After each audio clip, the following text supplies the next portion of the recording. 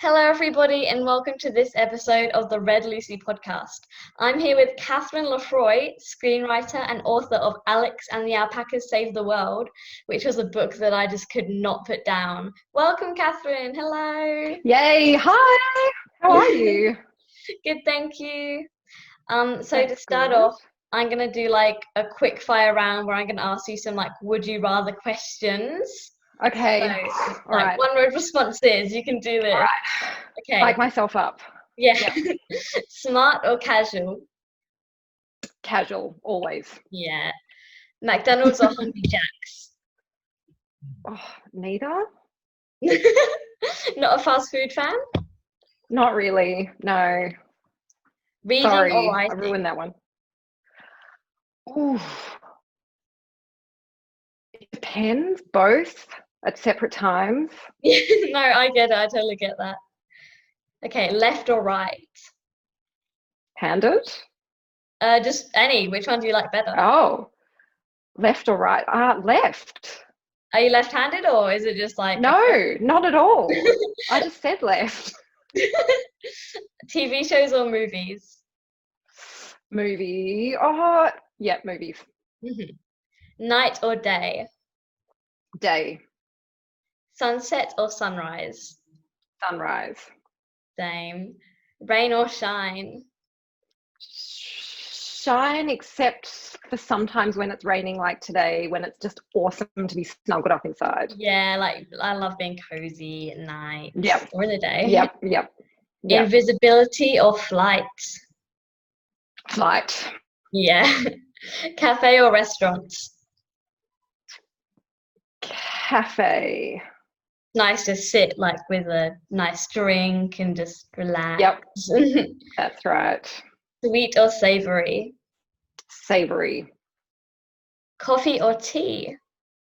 Tea, 100%. I have about 10 cups of tea a day. Are you like a tea addict?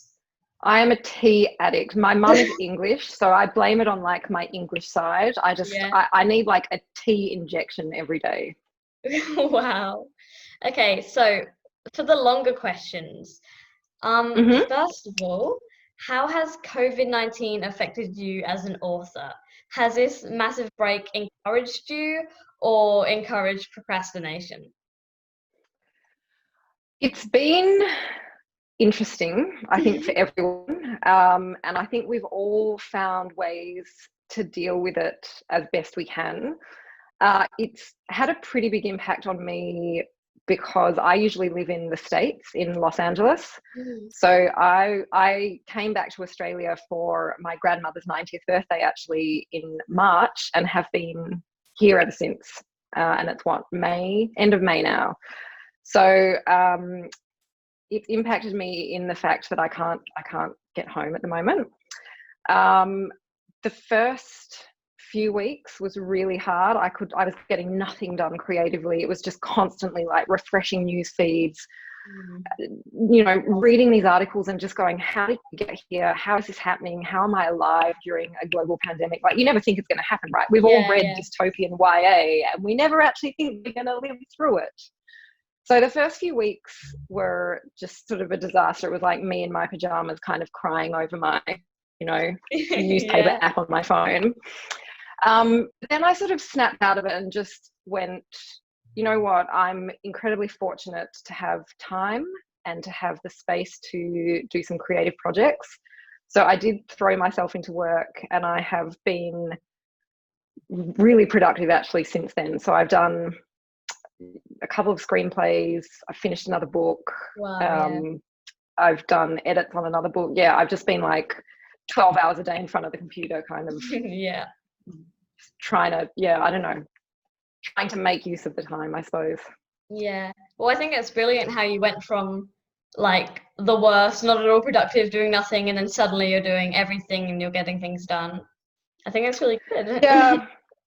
I mean, I think it was okay. Like, it felt like a real grieving period, right? Like you're just sort of grieving for the state of the world and for people, for people who are in way worse positions than I'm, and even, my friends in the States who are still really in lockdown, whereas here, as you know, it's all sort of opening up and it feels almost normal again.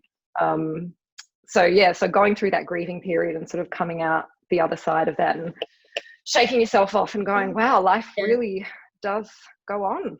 And on the theme of the virus, you mentioned earlier that you've gone from the States to Australia, and that meant you were self-isolating for 14 days. Did you go mad? No, because as a writer, one is quite used to living in one's own head and locking oneself away for long periods of time at a time. So if anything, I mean, I did go a little bit mad because, as I mentioned before, I was, I don't think any of us were in a great headspace then. But it wasn't because of the isolation. Like, really, I was probably quite happy to, I'm an introvert at heart, like a lot of other writers. So I'm usually pretty happy just hanging out with my computer and, that's about it. That's brilliant. And in your book, Alex and the Alpacas Save the World, alpacas are obviously a massive theme. Why didn't you choose like llamas or horses or some other animal? Why was it alpacas? Well, the answer to that is actually really, really simple. It's not because I was obsessed with alpacas or anything. I have since become obsessed with alpacas, really obsessed with alpacas. It was because I came up with the idea for the book while I was visiting a friend on an alpaca farm. Oh, wow. So that is why. So I feel like if I was visiting a friend on a goat farm, it would have been like Gertie and the Goats Save the World, or, if it was a llama farm, it would have been Loosey and the Llamas Save the World. Yay. Yeah. Man, that must have been like alpacas. Did it suddenly hit you? Like, I'm gonna write a story about alpacas. Yeah, it was really strange actually, because the farm was in Tasmania, where the book is set. Like, sometimes I wonder if I have any imagination at all, because basically I just took that location and transplanted it straight into the book. So everything you read in that book was on this farm in Tasmania. So sorry, what was the question again? Did it suddenly like hit you, or did it take a while? Initially, the initial idea was actually, I came up with sort of like the magic stuff first, like the end of the world stuff, and someone having to solve all these puzzles to save the world. And then the alpacas. So the alpacas on this farm were kind of hilarious. So there were 4 of them. Again, no imagination. I'm convinced. There were these 4 alpacas. And they just kind of like wander around this farm, and they were like so goofy. I don't know if you've ever seen an alpaca in real life, but their feet kind of turn out like this, and they're kind of like a little bit buck-toothed, and they were just kind of goofy and really skittish. And they just, even though I came up with the idea of the other stuff first, I couldn't stop thinking about these alpacas, and I was like, well, I have to work them in somehow. And it was the whole time on the farm, like, they'd kind of look at each other like they were having this little conversation about you. You know when you can see people and you're like, oh my God, I know they're talking about me. It was kind of like that, but with alpacas. And so that's where exactly. So that's where I came up with the idea. I don't think there's any spoilers because it says it on the back of the book, but that's where I came up with the idea that they could talk. So this is really interesting. I read on your website, I think your great uncle was Jane Austen's inspiration for Mr. Darcy. Is that true? How did that happen? It is true. I mean, it's on the internet, so it has to be true. It is true. I think it might be great. There's a number of greats in there anyway. So Jane Austen had a lover, but I don't think they were actually lovers back in the day, called Thomas Lefroy, who was the Chief Justice of Ireland. And they were forbidden from marrying by, I think it was his aunt, because he was from quite a wealthy family and she was from quite a poor family. And so they were forbidden from marrying, very much like Elizabeth Bennet and Mr. Darcy in Pride and Prejudice. And apparently she she based the character of Mr. Darcy on Thomas Lefroy. Wow. So do you think some of that blood has come down, that author blood, or like? Well, I mean, technically it's not like technically I'm not actually related to Jane Austen, but I'm just going to own it anyway. Like, kind of by default. Yeah, let's say yes. Let's just run with yes. Yeah. How awesome would that be? Yeah, that'd be so cool. Yeah. Now your partner is also in the film industry. I think that's like a perfect match. So what does he do, and like how did you meet? We actually met at a friend's wedding. He was the MC at the wedding, and I thought he was hilarious. So I changed the name tags at the seating table so I could sit next to him, and the rest, as they say, is history. Wow. Yeah, and he was working in film at the time. I had not really considered doing anything in film, and then I think just sort of seeing him. So he's a director. Sorry to answer that part of the question. But he was doing a little bit of writing. He and his sister co-direct together, and he wrote and they shot the first digital feature in West Australia, I think, called The Course. Wow. Yeah, just like it's a low budget. It's really good. It's a low budget little film, super fun. Anyway, he was sort of telling me about it, and I was like, oh, screenwriting. And I sort of started looking into screenwriting, and it just seemed like a natural progression because it's different from writing books, because screenwriting is very much about like the story you tell, because a screenplay is not the finished product. A book is the finished product, right? So a book, you're like, okay, this is the thing I'm going to react to. Whereas a screenplay is like a roadmap. So I write this thing and then I hand it over, and then basically someone else creates their vision from my raw material, kind of thing. So in some ways it's sometimes it's a little bit hard because you're like, oh my God, why did you make those decisions? I wouldn't have done that. But you just have to be like, no, that's like my role in this is done. I have to sort of move on to the next thing. Yeah. But it's really fun. I really like being able to do both things, because they are quite different skill sets. And I do believe, both make me a better writer in each discipline.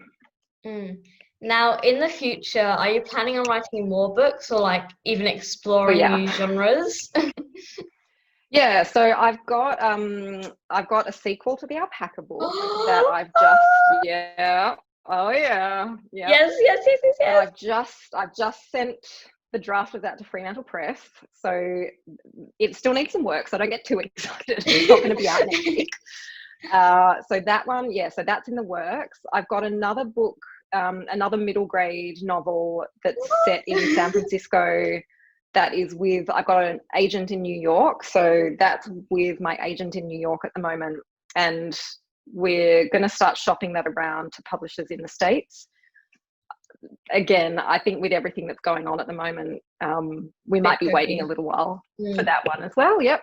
But that one's pretty much done. In terms of other genres, I actually came into writing through a different genre. So I was writing romance for adults, just very different. And I might sort of dabble in that again. I have an idea for a sort of a YA story, and I've got one idea for an adult book, but I love the middle grade age group and the middle grade genre, because for me personally, that was a time in my life where I could get a book and I could just get lost for the whole day, like you'd sit in a seat, and nowadays if I sit in one place for too long, I'm like, oh, my back hurts, oh, I've got work to do, or oh, the dishes aren't going to do themselves. Whereas that beautiful age between like 8 and 11, where you've got sort of no real responsibilities and you can just get lost in books for days on end, like I wanted to capture that feeling that I had and sort of translate that into a book so that other people could have that feeling, basically. Yeah, that's brilliant. I love how you took that inspiration from your childhood and then put that in the book. I write stuff that I would want to read, basically. I think most people do, to be honest. Yeah, for your past self. Yeah, exactly. So you said you went from romance to middle grade fiction. Where did that translation happen? What did you decide? Again, it wasn't so much of a decision. So I was writing this romance blog for 2 or 3 years. I wrote it under a pseudonym, and it was pretty popular, and I really enjoyed it. But I was speaking to a publisher, and they were like, look, if you ever turn this into a book, then let us know, because we'd be interested. And I tried to turn it into a book, but I just found it through, like, I just kind of got a bit bored. Yeah. And I wanted to write something a bit more sort of like adventure-y and fast-paced, and middle grade for me felt like that, as I just mentioned, that was the age group that I really wanted to write for. That's sort of most of the stories I have for books are for that age group. And actually a film that I'm working on at the moment is for that age group as well. And it's fun. It's a really fun, it's fun.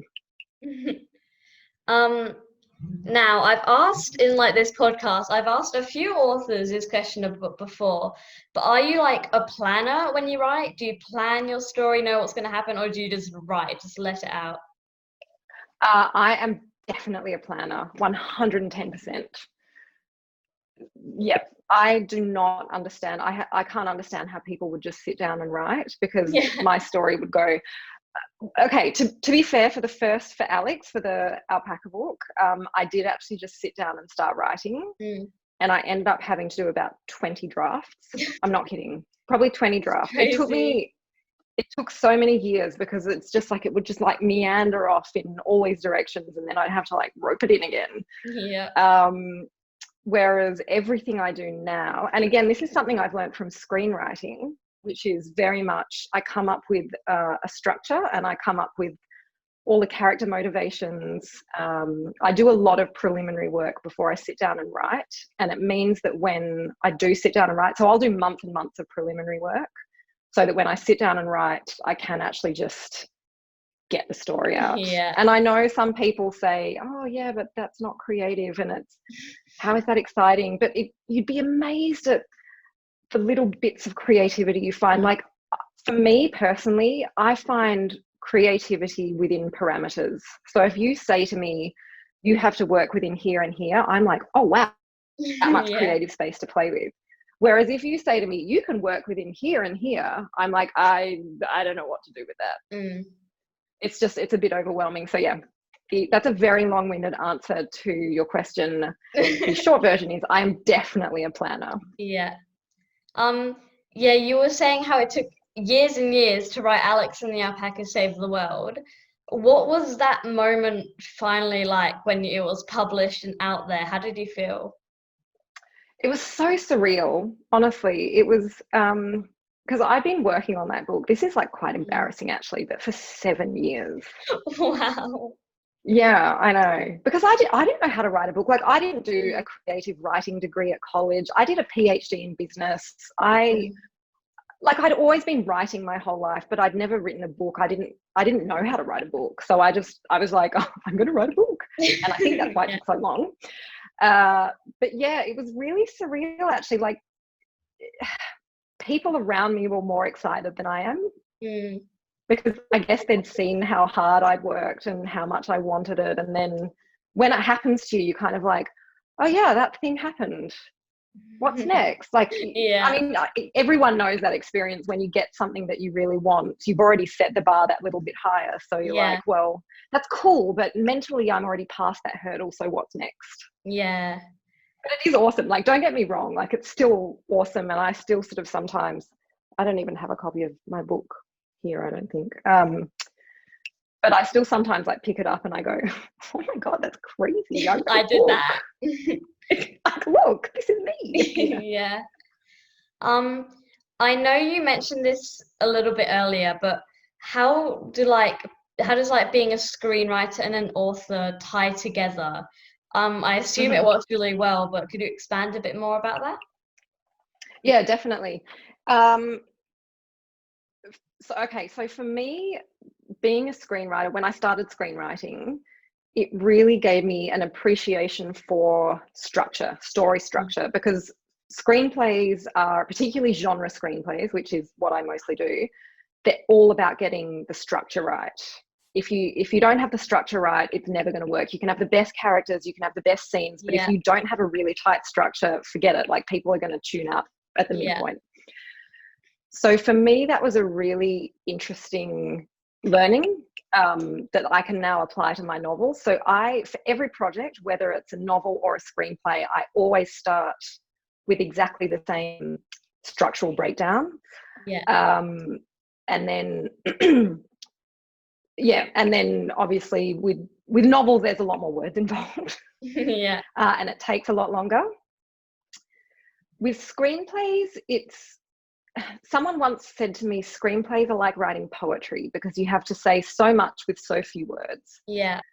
And then, as I also mentioned earlier, because they're not the finished product, it doesn't have to be like, you're not relying on beautiful writing to get the story across. Whereas in books, the writing has to be good as well as the story. I mean, we've all read books where you're like, oh, this writing's terrible. But, I think it's important to have good writing and a good story. Yeah.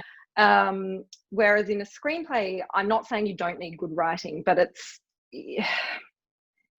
again, it's not the finished product. So it's not the end of the world if some sentences are a bit wonky. Yeah. Now, last but definitely not least, is there anything you can tell us about the sequel to Alex and the Alpaca Save the World? No.